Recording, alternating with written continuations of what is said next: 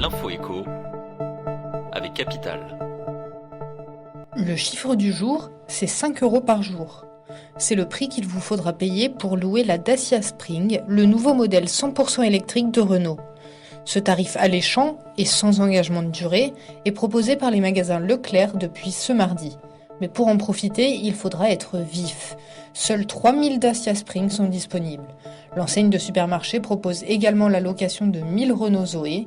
Pour vous retrouver au volant de cette dernière, vous devrez régler 6 € par jour.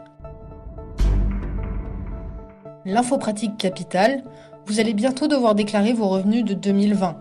La date d'ouverture du service de télédéclaration vient d'être annoncée par Bercy, qui l'a fixée cette année au 8 avril. Surtout, on connaît la date butoir pour remplir cette déclaration. Pour ceux qui passent par Internet, la deadline dépend du département où vous habitez, la France étant découpée en 3 parties.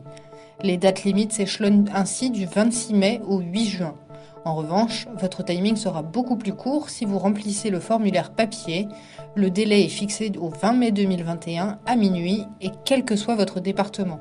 Pour connaître toutes les dates et éviter une amende pour retard, rendez-vous sur capital.fr. Le coup de gueule du jour est poussé par Foodwatch. Du faux pour du vrai, c'est le nom de la campagne qu'a lancée l'ONG de défense des consommateurs. Poulet gonflé à l'eau, épices et poissons frauduleux, de nombreux produits présents dans les rayons de nos supermarchés ne respecteraient pas les règles en vigueur selon Foodwatch. Si la répression des fraudes rend ces contrôles publics, le nom des entreprises ne sont pas cités, déplore Ingrid Kragel, la directrice d'information de l'ONG. Dans son ouvrage Manger du faux pour de vrai, la militante relate les principaux scandales alimentaires qui ont marqué les dernières décennies et plaide pour que le gouvernement fasse le choix de la transparence.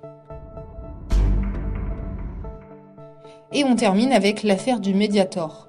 Le parquet de Paris a annoncé mardi sa décision de faire appel de la relaxe partielle des laboratoires Servier. Le 29 mars, ils avaient été reconnus coupables de tromperie aggravée et d'homicide et blessures involontaires.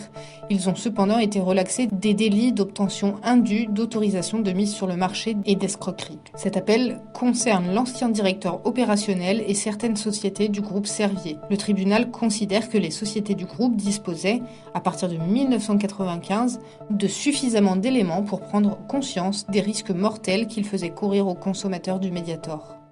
C'était l'info écho avec Capital.